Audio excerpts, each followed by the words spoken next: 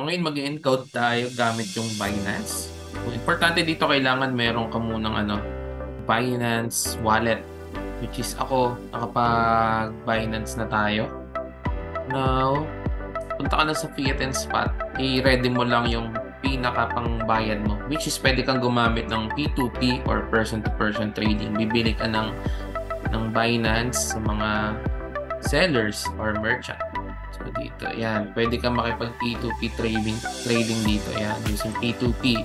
Sa P2P, kung may Binance ka na, isa-set mo lang to. Yan. Ang bibilin mo is BNB kasi 6 pesos lang ang charge at processing fee ng BNB. So, search mo lang dito, GCash, kung ano gagamitin mo mode of payment. And then, once na yan, lalabas na. So, yung nasa pinakataas yung pinakamurang benta. Check mo lang kung yung orders nito is marami na ba na-transact para sure ka na hindi ka mai-scam. Yan. So, bili ka dyan, buy BNB, nakapag-transact ka. Para mas matutunan mo to, may mga YouTube naman dito, content para sa paggamit ng Binance. Yun na lang. Pero sa akin, since nakabili na ako, punta na lang tayo sa wallet, Fiat and Spot. And then, naka-ready na yung binili nating BNB dito. Which is yan yung gagamitin natin pambayad sa registration. Sa withdraw tayo, okay, i-click nyo yung withdraw. Since magpapadala tayo ng payment sa Livegood. So yan, mas maganda meron kang dalawang gamit na browser dito. So para at least mabilis yung maging transaction. In terms of withdrawal, iset mo lang yan sa BNB. And then yan, naka-ready na. Then pwede ka nang pumunta ngayon sa pag-encode. So punta ka sa another browser, which is i-type mo lang yung securemyposition.com. Pag sinearch mo siya, ito yung lalabas. So i-input mo yung email dito nung referral mo dito. Okay? So ngayon, punta tayo dito sa Facebook. Since ito yung pay-in ko, kopyahin mo lang yung email ad niya. Okay? Copy natin yung email ad. After na i-copy, punta tayo dun sa another browser mo. Enter mo lang yan. And then, lalabas na to. Ang gagawin mo, scroll down mo lang. Click Get Started Now. So, lalabas na information dito. Ngayon, i-fill up mo lang to. So, balik tayo. Since another browser, nandito yung number. Copy mo lang. Yan. And then paste. So, copy mo lang yung name. Copy the name. Yan. Same lang. Same process lang ng pag-encode using credit wallet. And then, address. Copy lang natin. City. Anong city nila? Nova Scotia. Okay, Nova Scotia. Yan. Okay, zip code. Copy yung zip code. Okay, after ma-copy and then paste. So, go na tayo sa username. Chabdel. Okay, ano pa? Password. Okay, password. Ang payment method na gagamitin natin ay pay using cryptocurrency. Yan, okay? Pay using cryptocurrency. And then, sa option na to, option 1 lang tayo, which is 1 month and affiliate fee lang. And then, continue. After natin ma-continue, hintayin lang natin. Yan, nandito na. Double check lang. So, ang gagawin mo lang, screenshot mo lang to. And then, isend sa nagpapa-register. Yan. Ito yung pinaka-importante. Mode of payment, etc. Also, gawin mo na lang, click yung dalawa na to. Okay? And then, complete my sign up. After nyan, lalabas to. Click mo lang yung pay with crypto. So, hanapin mo lang yung BNB or Binance Coin.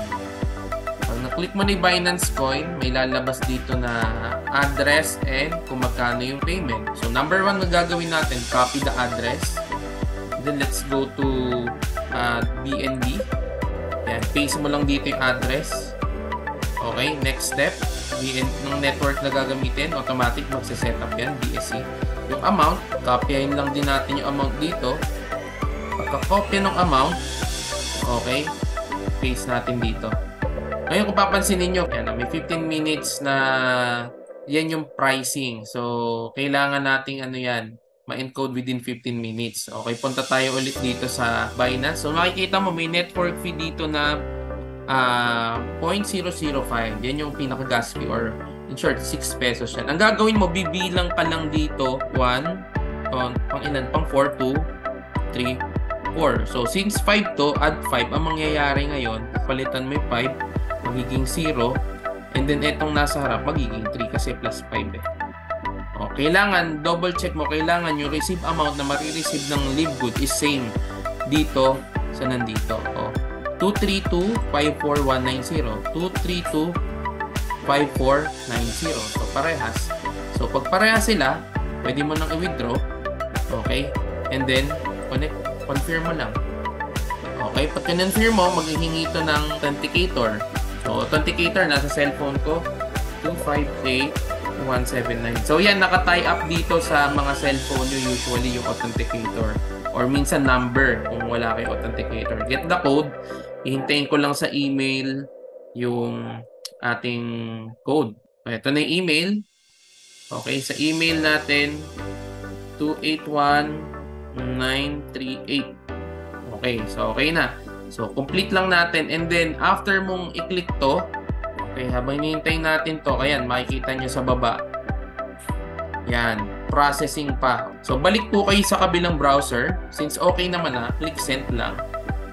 And then, i-click nyo lang tong click here to check your status. Pag click mo yan, usually, we don't have receipt your cryptocurrency payment. So, hintayin mo lang at least within 5 minutes. So, malalaman mo din to pag nag-send na. Minsan, check mo sa email na na-send na. Or dito, try mo lang, refresh mo lang every 30 seconds, every minute. So, pero usually, mga 2 minutes to 5 minutes, automatic approve na to. Okay, check natin ulit. Ayan, congratulations, di ba? No cut, no edit. Makikita mo kung gaano kabilis si Enco. So, okay, pag okay na, and then okay na to. So, pwede na siyang ilagin. So, check natin kung mailalagin natin yung bagong member natin. Okay? Okay, since nandito naman yan, login natin, automatic lalabas siya. Ayan, welcome. So, syempre, wag natin kakalimutan pag nilagin natin siya to check if na-access ba niya. Wag natin kalimutan pumunta sa My Earnings. Set up natin yung transfer commission to credit wallet para weekly pumapasok na agad yung account niya. Ayan. Click nyo lang tong I would like to credit all my earnings. And then save. Okay. So, done. Tapos na po yung coding natin. Ganun lang kasimple pong mag-encode using Binance Wallet. Okay. So, hopefully nakatulong sa inyo guys.